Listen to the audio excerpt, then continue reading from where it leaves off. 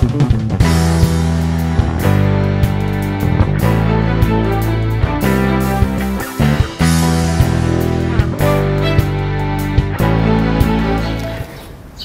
jemaat yang dikasih Tuhan, apa kabarnya hari ini? Tetap sehat ya, dan saya percaya bahwa kasih Tuhan selalu ada di dalam setiap hidup kita semua. Nah, hari ini Ibu Bapak yang dikasih Tuhan, dalam menghadapi segala situasi seperti yang kita hadapi hari-hari ini, mari kita memiliki iman yang tetap percaya kepada Tuhan. Salah satunya adalah begini, bahwa kalau hari ini kita bisa kuat, kita tetap bisa menjalani hidup dengan baik karena kita yakin Tuhan memelihara hidup kita semua. Nah, Ibu Bapak, saya mau akan sampaikan apa yang Tuhan sudah nyatakan di dalam hidup saya, bahwa dengan berbagai cara, dalam berbagai situasi, Tuhan bisa pakai untuk memelihara hidup saya dan hidup saudara, termasuk dalam kondisi seperti ini. Karena di dalam Ulangan 31 ayat yang ke-6, ini diberikan kepada Yosua, tapi saya percaya berlaku juga bagi kita semua. Dikatakan, kuatkan dan teguhkanlah hatimu, janganlah takut dan jangan gemetar. Karena mereka, sebab Tuhan Allahmu dialah yang berjalan menyertai engkau, Ia tidak akan membiarkan engkau dan tidak akan meninggalkan engkau. Ayat ini berbicara tentang pemeliharaan Tuhan. Tapi yang jadi masalah adalah begini, ayat ini atau pemeliharaan Tuhan akan berlaku bagi orang-orang yang menggenapi janjinya kepada Tuhan juga. Jadi kalau perjanjian itu tidak boleh sebelah tangan, itu harus dua. Kalau Tuhan berjanji menyertai, maka ada hal yang harus kita kerjakan untuk menyambut, menerima, dan melakukan janji Tuhan di dalam hidup kita. Nah, saya akan sampaikan yang pertama saja, bagian kita. Karena bagian Tuhan itu pasti jelas. Bagian kita dikatakan kuatkan dan teguhkan hati kita, supaya kita berdiri sebagai pribadi yang tidak takut, pribadi yang tidak penuh dengan kegentaran. Di dalam Yosua 1 ayat 9, firman Tuhan berkata, bukankah telah kuperintahkan kepadamu, kuatkan dan teguhkan hatimu. Janganlah kecut dan tawar hati, sebab Tuhan Allahmu menyertai engkau kemanapun engkau pergi. Jadi kita akan sampaikan hari ini atau renungkan bagian kita sebagai pribadi yang menerima janji Tuhan di dalam pemeliharaannya. Nah, yang pertama, untuk kita kuat dan untuk kita memiliki keteguhan hati, saudara, kita harus memiliki yang namanya ketetapan hati. Ketetapan hati itu berbicara gini, kita punya keyakinan di dalam mengikut Tuhan. Kita punya iman percaya di dalam berbagai kondisi untuk mempercayai Tuhan. Kita pun akan serius di dalam mengikut Tuhan, sehingga kita tidak neko-neko dalam jalani hidup ini. Terutama Ibu Bapak yang dikasih Tuhan, di dalam menghadapi situasi seperti ini, mari kita berdiri sebagai pribadi yang punya pondasi yang kuat di dalam firman Tuhan. Nah, ketika kita punya ketetapan hati, kita akan memiliki sifat yang gigih di dalam menghadapi segala situasi ini. Saya mau ambil contoh, ada satu tokoh Alkitab yang ditulis luar biasa tentang memiliki ketetapan hati, sehingga dia dipelihara oleh Tuhan. Dia adalah orang yang asalnya, latar belakangnya bukan orang percaya. Dia adalah Rut.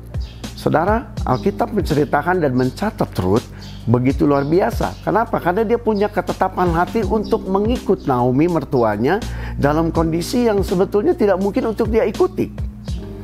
Tapi dia punya iman luar biasa. Waktu Naomi bilang pulang ke bangsamu supaya dia punya kehidupan baru dengan pasangan hidup yang baru. Tapi Rut berkata, bangsamu adalah bangsaku, Tuhanmu adalah Tuhanku. Nah, saya melihat gini, ketika Rut memiliki ketetapan untuk mempercayai janji Tuhan di dalam hidup dia dan keluarganya, maka ketetapan ini menghasilkan sebuah keputusan yang betul-betul tepat di saat yang kritis. Sehingga Alkitab menulis di sini, mencatat bahwa ketetapan hati Rut membuat Tuhan memelihara hidupnya. Dan kita tahu bagaimana dia akhirnya menikah dengan Boaz, kemudian dia juga terpelihara hidupnya dan keturunannya sampai kepada Mesias. Itu yang pertama, miliki ketetapan hati untuk kita memiliki kekuatan dan keteguhan di dalam mengikut Tuhan. Nah, Ibu Bapak, yang kedua, mari kita memiliki ketaatan pada firman Tuhan. Ini pun perlu. Taat kepada firman Tuhan akan membuat kita tunduk kepada aturan mainnya Tuhan. Ya, kalau kita tidak pernah taat kepada firman Tuhan, kita tidak akan tunduk. Kita akan semena-mena jalani hidup ini. Nah, ketika kita tunduk kepada firman Tuhan, saya percaya bahwa itu akan menghasilkan sebuah kepatuhan di dalam hidup kita. ada kesetiaan, dan hidup kita akan hidup saleh di hadapan Tuhan. Saudara yang dikasihi Tuhan, percayalah bahwa setiap firman yang kita hidupi itu tidak akan pernah membahayakan hidup saudara dan saya. Justru firman Tuhan akan menjaga hidupmu untuk tetap berjalan di dalam rencana Tuhan. Ya, dan itu akan menghasilkan ketaatan. Dan ketaatan dinilai oleh firman Tuhan adalah berbicara bahwa saudara sedang mengasihi Tuhan, taat dalam segala hal. Maka kasih saudara kepada Tuhan itu boleh dinyatakan. Di dalam Yohanes 14 ayat 15 dikatakan begini, "Jikalau kamu mengasihi aku, kamu akan menuruti segala perintahku." Jadi artinya kalau kita tunduk taat kepada firman Tuhan, itu kita mengasihi Dia. Dan Alkitab katakan waktu kita tunduk, saudara akan punya kemampuan untuk melakukan segala perintah Tuhan. Nah, belajar kepada apa yang Yesus katakan juga, barang siapa memegang perintahku dan melakukannya, dialah yang mengasihi aku. Dan barang siapa mengasihi aku, ia akan dikasihi oleh Bapa-Ku. Dan aku pun akan mengasihi dia dan akan menyatakan diriku kepadanya. Jadi berapa banyak kita merasakan kehadiran Tuhan, berapa banyak kita merasakan Tuhan hadir dalam hidup kita sebagai tanda Dia mengasihi kita, itu pun harus kita responi dengan belajar mengasihi pribadi Tuhan. Dan saya percaya ketaatan kita kepada firman Tuhan membuat hidup saudara akan terjaga dengan baik. Yang terakhir, yang ketiga, Ibu Bapak, mari kita memiliki kekuatan dari Tuhan sendiri. Saudara, hari ini kalau kita renungkan, sebetulnya kita manusia itu tidak punya daya apapun untuk jalani hidup. Kita hari ini bisa melewati berbagai masalah dan kondisi, percayalah karena ada kekuatan Tuhan, ada kuasa Tuhan yang menjaga hidup saudara dan saya. Kalau kita belajar dari beberapa tokoh Alkitab, Ayub mengalami pencobaan, mengalami ujian iman yang luar biasa, dan akhirnya dia menang, bukan karena Ayub hebat, tapi dibalik kemenangan Ayub ada kuasa Tuhan yang menopang dia. Stefanus mati dirajam. Dia bisa berkata, ampuni orang-orang yang melakukan itu kepada dia. Kenapa? Bukan karena dia hebat juga, tapi karena dia dipimpin oleh kuasa Tuhan. Nah, saya mau ambil satu contoh tokoh Alkitab yang bernama Paulus. Ibu Bapak, Alkitab tulis gini, sejak Paulus mengalami perjumpaan pribadi dengan Tuhan, kemudian dia hidup di dalam pertobatan, maka yang dia kerjakan adalah bagaimana melalui hidupnya mengajarkan dan menceritakan tentang kebaikan Tuhan, tentang keselamatan. Nah, untuk itu Bapak, mari kita belajar begini. Alkitab tulis bukan berarti setelah mengalami perjumpaan pribadi dengan Tuhan kemudian Paulus enak jalani hidup. Enggak. Alkitab tulis dia dihadang oleh berbagai macam persoalan, ya, naik kapal karam, dikejar-kejar orang untuk dibunuh, dipenjara, dan mengalami berbagai dera di dalam hidup dia. Tapi pertanyaannya, kenapa dia begitu kuat untuk tetap menyampaikan firman? Sehingga firman dan berkatnya itu sampai kepada saudara dan saya, kepada seluruh dunia. Karena ada satu hal yang dia tulis di dalam Filipi 4 ayat 13. Saya sampaikan di dalam terjemahan bahasa Indonesia yang disederhanakan. Dikatakan begini, dengan kuasa yang diberikan Kristus kepada saya, kata Paulus, saya mempunyai kekuatan untuk menghadapi segala rupa keadaan.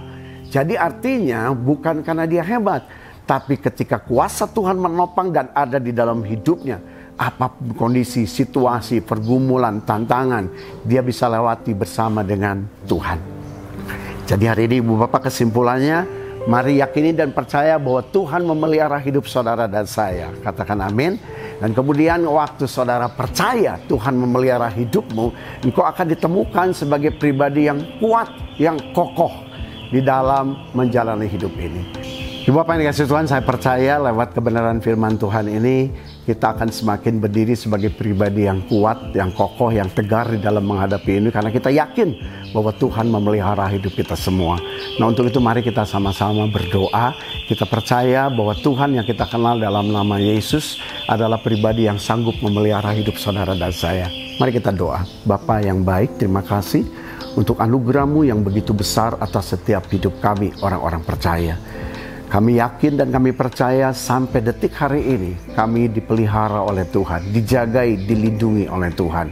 Dan janji Tuhan itu pasti ya dan amin terjadi di dalam setiap hidup kami. Tuhan akan menyertai, Tuhan tidak membiarkan kami berjalan sendiri, Tuhan tidak pernah tinggalkan setiap hidup kami. Tapi yang Tuhan minta, kami harus berdiri sebagai pribadi yang meresponi janji Tuhan, yaitu berdirilah sebagai pribadi yang kokoh, kuat, dan tegar menghadapi hidup ini. Untuk tambah berdoa, Tuhan berkati seluruh jemaat-Mu, berkati orang-orang percaya, supaya mereka pun mengalami pertumbuhan iman yang semakin hari semakin dekat kepada Tuhan.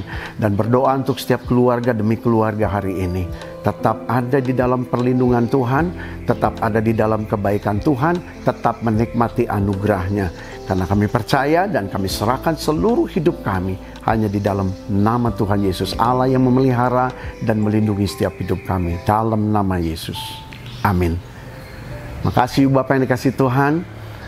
Selamat pagi, Tuhan Yesus memberkati.